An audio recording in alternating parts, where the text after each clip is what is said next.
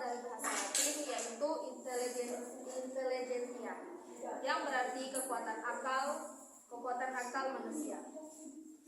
Tapi orang awam seringkali menyebutnya atau mengartikannya sebagai kecerdasan, kepintaran, kemampuan untuk memecahkan problem yang dihadapi.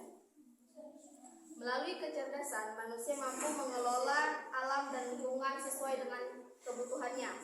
Dalam kamus psikologi, kata intelijensi yaitu yang pertama, kemampuan menghadapi dan menyesuaikan diri terhadap situasi baru secara cepat dan efektif. Yang kedua, kemampuan menggunakan konsep abstrak secara efektif. Dan adapun pengertian intelijensi menurut para ahli, yang pertama menurut L.M. Terman tahun 1916 mendefinisikan intelijensi sebagai kemampuan seseorang untuk berpikir abstrak. Dan yang kedua menurut Goddard dari tahun 1946 mendefinisikan intelijensi sebagai tingkat kemampuan pengalaman seseorang untuk menyelesaikan masalah-masalah yang langsung dihadapi dan untuk mengantisipasi masalah-masalah yang akan datang.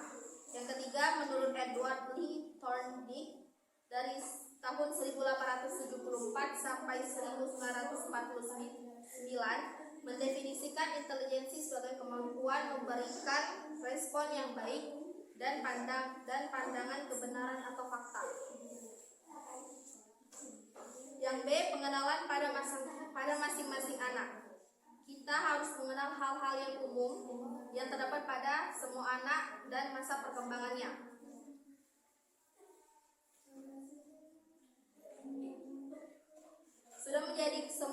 Sudah menjadi keyakinan semua orang bahwa masing-masing individu memiliki karakteristik kemampuan yang berbeda-beda. Ada yang berkemampuan cepat, sedang, dan rendah. Menurut tinjauan psikologi, setiap anak memiliki perbedaan lainnya. Tak ada dua orang di dunia ini yang benar-benar sama dalam segala hal, sekalipun mereka kembar. Tak heran apabila seseorang menyatakan bahwa anak kembar itu serupa, tapi tidak sama. Individu mempunyai pengertian yaitu kesatuan yang masing-masing memiliki ciri khasnya.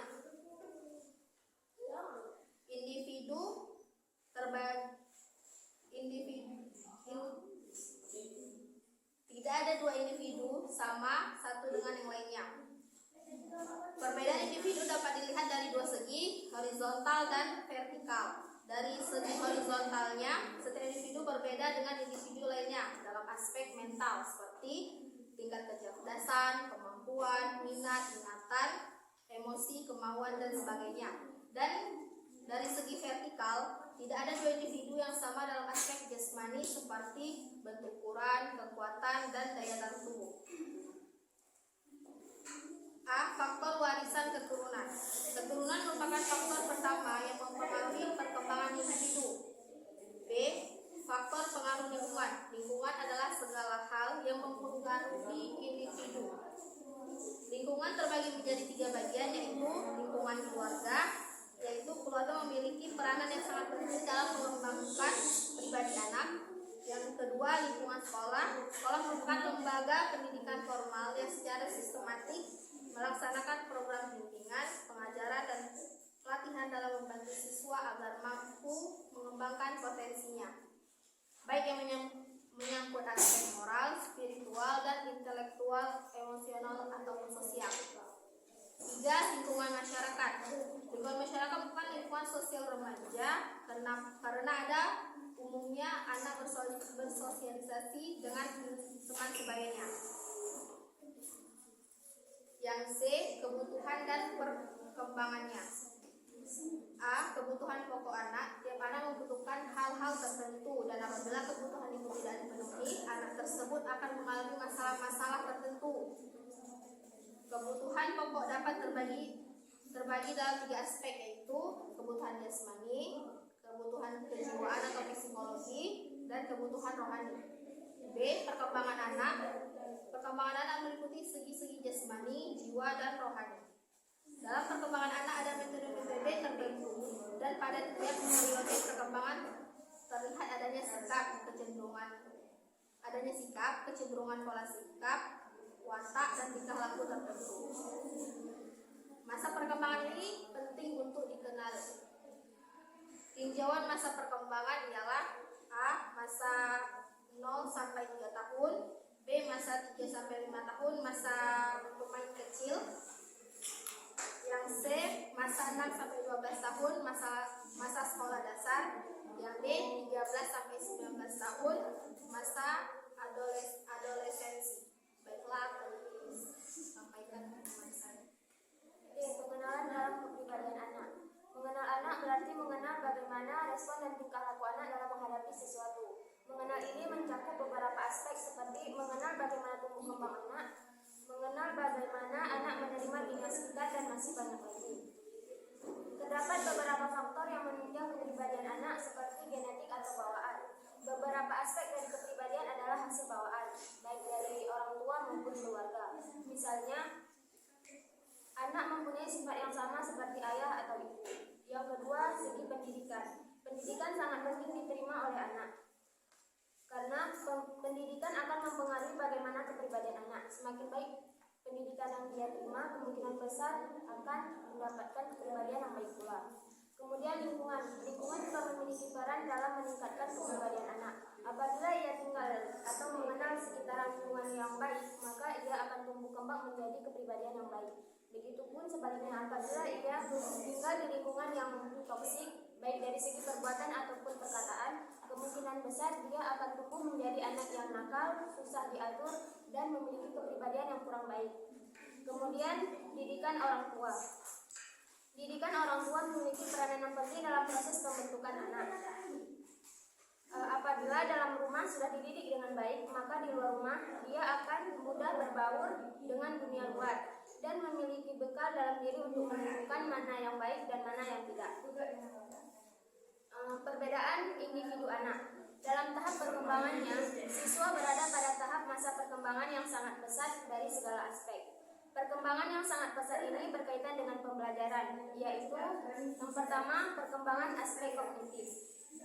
Menurut Piaget tahun 1970, pada usia 12 sampai 18 tahun atau sekitaran masa pendidikan SMP sampai SMA merupakan period of formal operation, yang dimana pada usia ini yang berkembang adalah kemampuan berpikir secara simbolis dan memahami sesuatu secara bermakna atau meaningful, tanpa memerlukan objek yang konkret atau objek yang memerlukan visual.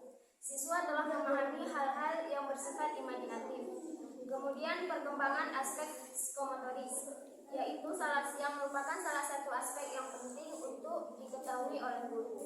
Kemudian perkembangan aspek afektif, yaitu mencakup emosi atau perasaan yang perlu mendapatkan perhatian dalam pembelajaran. Biasanya hal ini akan tampak saat anak sedang melakukan kerja kelompok. Maka ada baiknya saat anak sedang melakukan kerja kelompok, sebagai guru memantau bagaimana proses kerja kelompok mereka. Kemudian perbedaan individual bermacam-macam, antara lain seperti kecerdasan.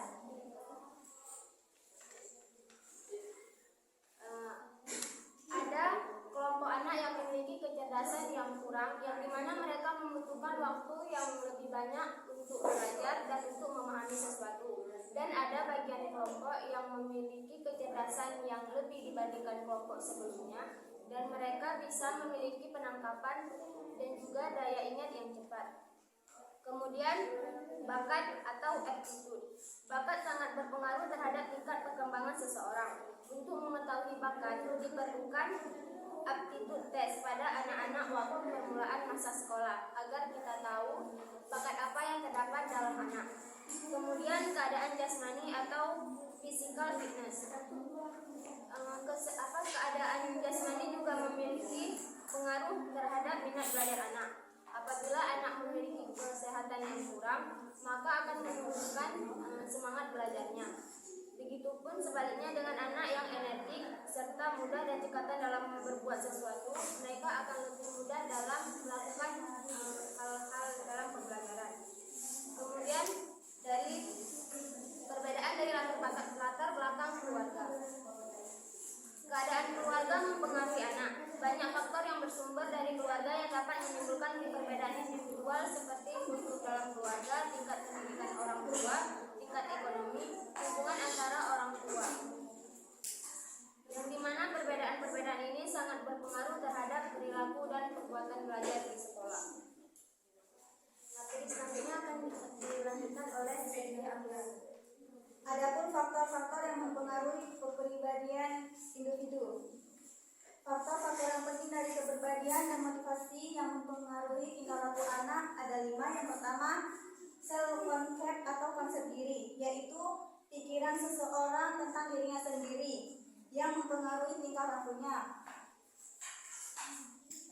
Yang kedua, parental expectancy of children, yaitu mengurangi atau menambahkan respon terhadap reaksi dari orang lain yang berhubungan dengan keadaan fisik atau ukuran badan.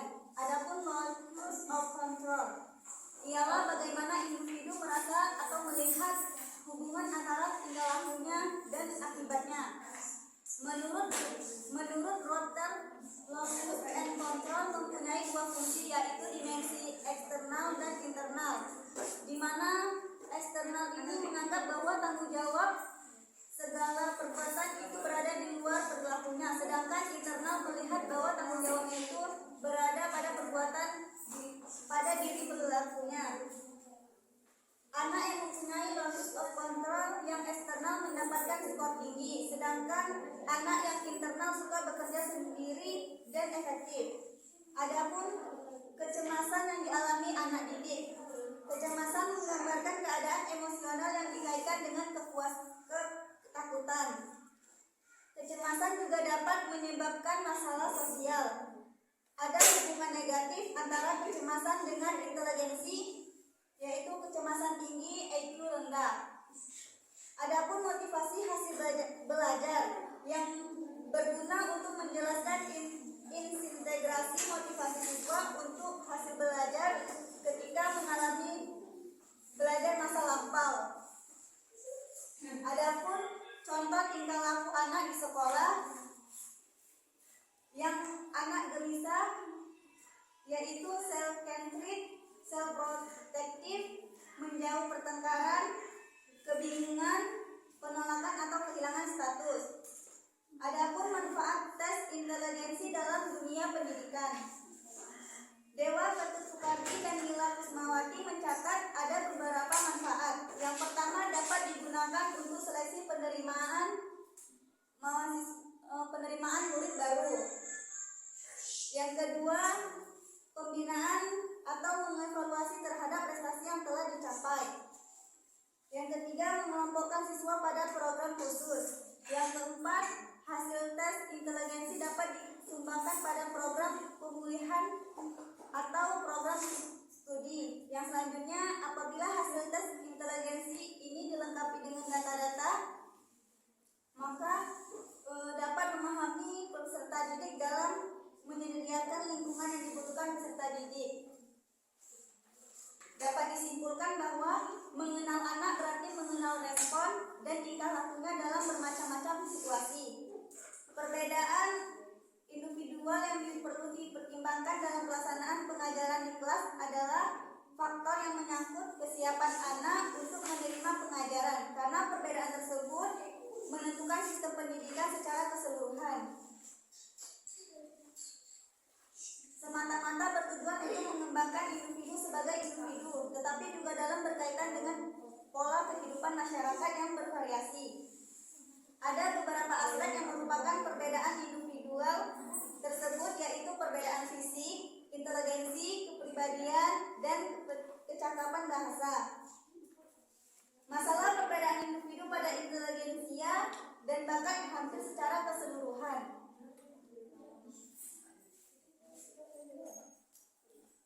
Baiklah, mungkin hanya sampai di sini hasil makalah presentasi kami. Kami tutup. Lebih dari kurang kami mohon maaf. Assalamualaikum warahmatullahi wabarakatuh.